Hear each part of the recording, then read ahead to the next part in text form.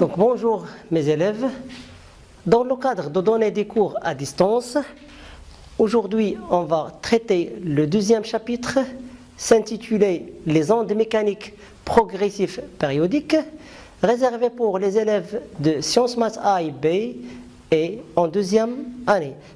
Les objectifs de notre cours, c'est de connaître c'est quoi une onde mécanique progressive périodique, définir une onde périodique sinusoïdale, c'est-à-dire c'est la détermination de la période, la fréquence et en même temps la longueur d'onde, connaître la relation entre la célérité d'une onde mécanique progressive et en même temps la fréquence et la longueur d'onde et en même temps la période t, savoir c'est quoi la longueur d'onde, c'est quoi le phénomène de diffraction et quelles sont les conditions pour avoir le phénomène de diffraction, c'est quoi le milieu dispersif, et enfin on va faire l'exploitation des documents pour traiter quelques exercices.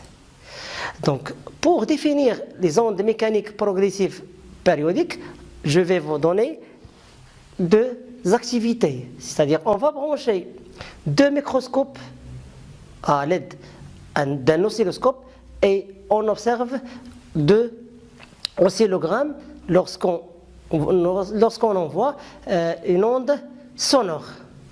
La première activité, c'est une onde émise par un instrument musical et deuxièmement à l'aide d'un diapason. Donc, est-ce que ces ondes sont périodiques? Oui. Pourquoi? Parce que la perturbation de chaque point de milieu de propagation change d'une manière périodique, c'est-à-dire que lorsqu'on observe au niveau des deux courbes que la répétition de l'onde se fait d'une façon périodique. Deuxièmement, la comparaison des deux courbes, donc l'onde émise par l'instrument musical est une onde mécanique progressive périodique, tandis que l'onde émise par le diapason est une onde mécanique périodique, mais on ajoute sinusoïdale, c'est-à-dire il varie entre deux valeurs, une valeur maximale et une valeur minimale. C'est une valeur sinusoïdale, comme la fonction cos ou sin, c'est-à-dire il varie entre moins 1 et plus 1. Donc parce que la variation se fait d'une fonction sinusoïdale par rapport au temps. Donc en général, à partir de cette activité, on peut dire que on définit l'onde mécanique progressive comme suit. Donc une onde mécanique progressive est une onde, le phénomène de propagation d'une perturbation comme on a déjà vu dans le premier chapitre, mais cette perturbation ou le phénomène de propagation de cette perturbation est accompagné avec la propagation de la perturbation qui se répète d'une façon périodique et indéfinitive. Donc au niveau de cette activité, on détermine deux périodicités, c'est-à-dire que l'onde mécanique en général progressive est caractérisée par deux périodicités. On a la périodicité spatiale, c'est-à-dire plutôt temporelle, qui est caractérisée par la période t. C'est quoi la période? Comme vous avez déjà vu, tronc commun et première année, c'est la plus petite durée qui sépare deux vibrations successives. Dans un même état vibratoire est appelée la période. Donc son unité c'est le seconde, comme vous voyez dans la figure. Donc pour déterminer la période t, donc on doit choisir deux points de même vibration, c'est-à-dire dans notre cas la période t c'est l'intersection avec l'axe des abscisses, mais on peut déterminer la période t à partir de lorsqu'on choisit ce point avec ce point, de telle façon que les deux points dans lesquels on va déterminer la période, ils ont même état vibratoire ou même état de vibration.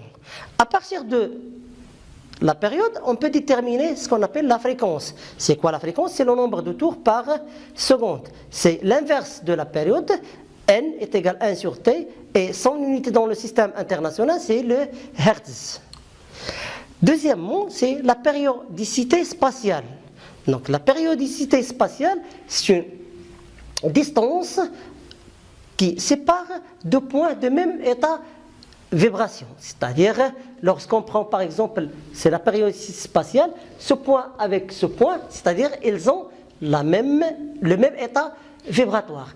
Donc c'est quoi la période spatiale? C'est la plus petite distance qui sépare deux points successifs dans une même état vibration. Donc on peut déterminer par exemple à partir de ce point, mais on va choisir l'autre côté, c'est même état vibratoire. Donc les ondes mécaniques périodiques en général, comme on a déjà vu dans la première activité au niveau de diapason, sont des ondes sinusoïdales. Donc c'est quoi une onde sinusoïdale? Donc une onde progressive périodique est dite sinusoïdale si la perturbation créée par la source entraîne une variation sinusoïdale en fonction du temps. C'est-à-dire que la variation dans ce cas est une variation qui varie entre deux valeurs, une valeur minimale, une valeur maximale au niveau de l'élongation en fonction du temps t. Donc l'élongation de la source S est une fonction sinusoïdale de temps, c'est-à-dire que ys est égal à ym, c'est-à-dire la valeur maximale, ym c'est la valeur maximale, fois le cos de pi sur t fois l'instant t, c'est-à-dire qu'on peut déterminer l'élongation d'un point m à partir de la source, mais on va déterminer cette élongation à l'instant t lorsqu'on remplace l'instant t par sa valeur. Et lorsqu'on remplace par exemple t par une valeur maximale, c'est-à-dire que la variation maximale entre les deux points c'est la variation de cosinus, c'est-à-dire qu'il varie entre moins 1 et plus 1. Donc lorsque ys égale moins 1, c'est-à-dire que le cos est égal à moins 1. Lorsque la valeur maximale, c'est-à-dire une valeur positive, c'est la variation de cos égale 1. L'exemple, comme on a déjà vu, c'est le son de diapason. Donc une onde, c'est quoi la longueur d'onde? C'est quoi la définition d'une longueur d'onde? La longueur d'onde, c'est une variabilité aux périodicité spatiale, comme on a déjà vu. C'est quoi? C'est la plus petite distance parcourue par l'onde progressive sinusoïdale pendant la période t. On l'exprime par la relation suivante et on exprime la longueur d'onde qui est symbolisée par la lambda, la lettre lambda. Donc lambda est égal à la vitesse fois t, c'est-à-dire la vitesse de l'onde fois la période t, ou la vitesse divisée par la fréquence en hertz. Toujours lambda est donné en mètres. Donc pour comparer deux points en général dans un milieu de propagation, c'est-à-dire pour comparer est-ce que ces deux points se vibrent en phase ou en opposition de phase, on détermine la distance entre deux points. Donc, je vais vous citer deux exemples. Soit deux points M1 et M2 d'un milieu vibrent en phase si leur distance, c'est-à-dire la distance entre les deux points M1 et M2, caractérisée par la distance D, est égale à k fois lambda. Donc, dans ce cas, on observe que M1 et M2 se vibrent en phase. Deuxièmement, les deux points M1 et M2 se vibrent en opposition de phase si la distance entre les deux est égale à 2k plus 1, c'est-à-dire fois lambda sur 2. Et pour vous expliquer en plus, donc si la valeur de k est un nombre entier naturel, c'est-à-dire que égal 1, 2, 3, 4, 5, dans ce cas, on dit que M1 et M2 se vibrent en phase. Mais c'est la valeur de k est égale 0,05, c'est-à-dire qu'un nombre décimal, c'est 0,50, c'est-à-dire 1,5, 0,5, 3,5, 4,5, on dit que les deux points M1 et M2 se vibrent en opposition de phase. Et pour vous expliquer en plus, je vais vous donner l'exemple suivant.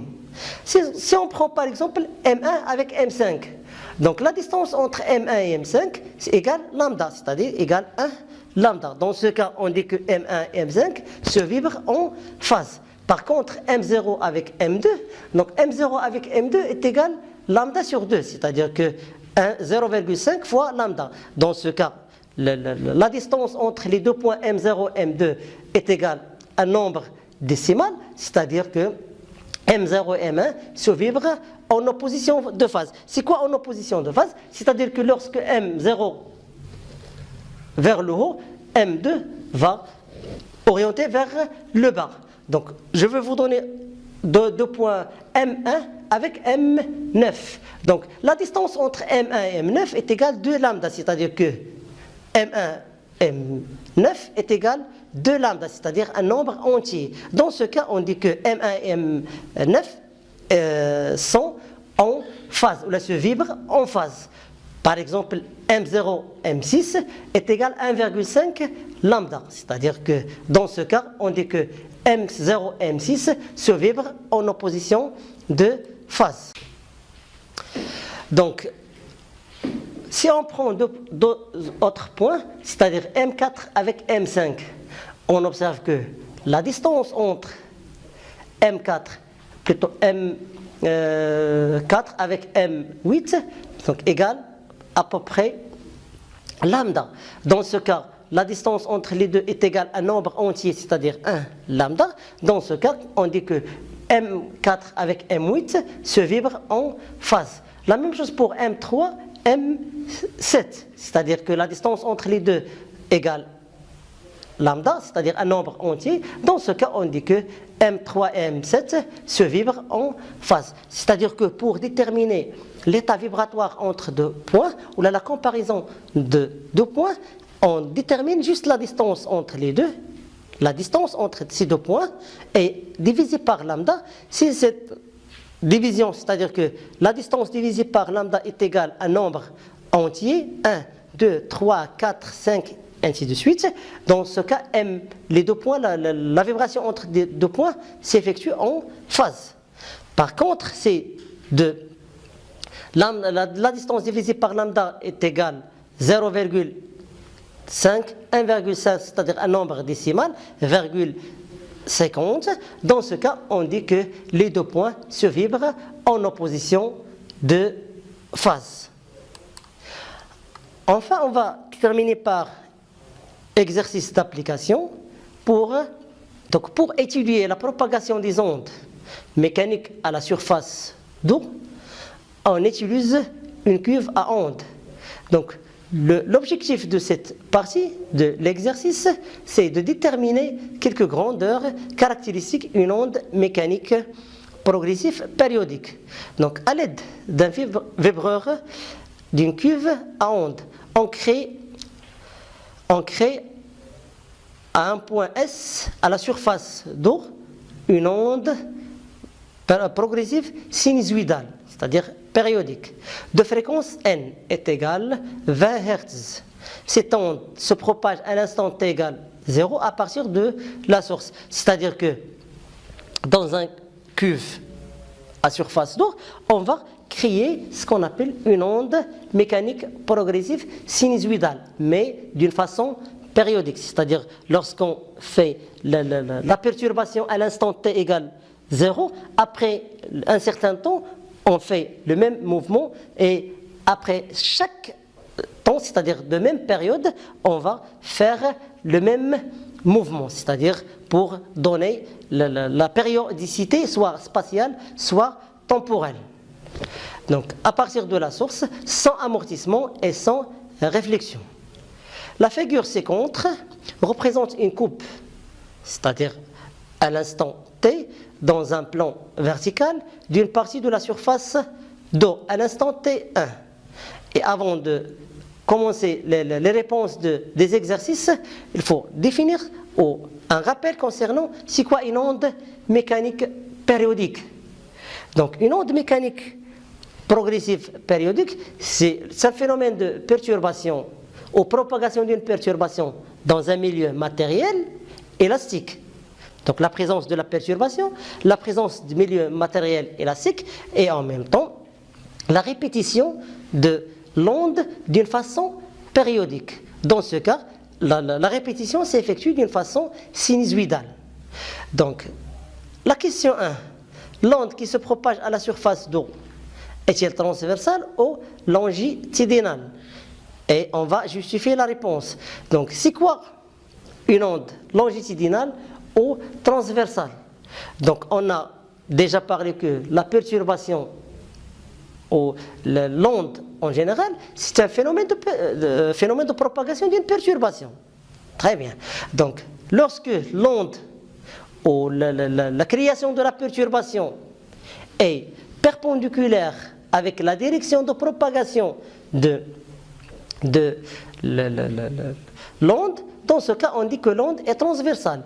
Si la perturbation ou la direction de la perturbation est parallèle avec la direction de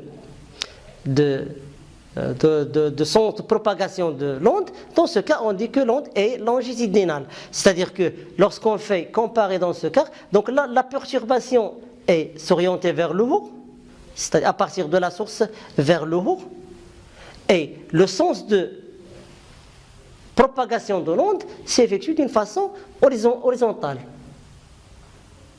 Donc la direction de la perturbation avec la direction ou de propagation de l'onde sont parallèles, plutôt sont perpendiculaires. Dans ce cas, on dit que l'onde qui se propage à la surface d'eau est une onde transversale. Deuxièmement, la détermination de la longueur d'onde.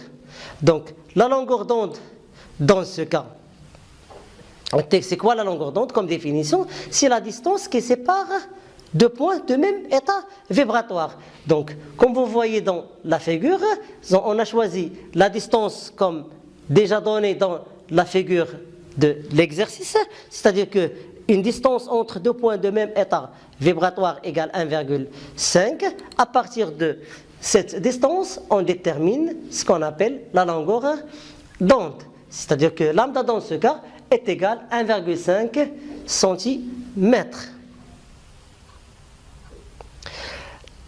Troisièmement, déduire la célérité de l'onde à la surface d'eau. Donc, pour calculer la célérité en général, c'est la distance divisée par le temps. C'est-à-dire que D divisé par delta T. Mais dans ce cas, lorsqu'on a une onde mécanique progressive sinusoïdale, c'est caractérisé par les deux périodicités, c'est-à-dire la périodicité spatiale et en même temps la périodicité temporelle. C'est-à-dire que dans ce cas, V est égal D sur delta T. D dans ce cas égale, c'est la distance entre deux points de même état vibratoire, c'est la longueur d'onde lambda, et le temps nécessaire pour effectuer le temps nécessaire pour parcourir par la longueur d'onde lambda est égal à la période T. C'est-à-dire que V dans ce cas est égal à 1. Voilà, V est égal à 1 sur T, sachant que 1 sur T, l'inverse de la période, est égal, c'est la fréquence. Donc dans ce cas, on va appliquer directement la relation, c'est-à-dire que V est égal à N fois lambda, mais on doit transformer la longueur d'onde lambda en mètres, c'est-à-dire que 1,5 fois 10 à la puissance moins 2 fois la fréquence égale 20 Hz. Dans ce cas, la vitesse est égale à 0,3 mètres par seconde.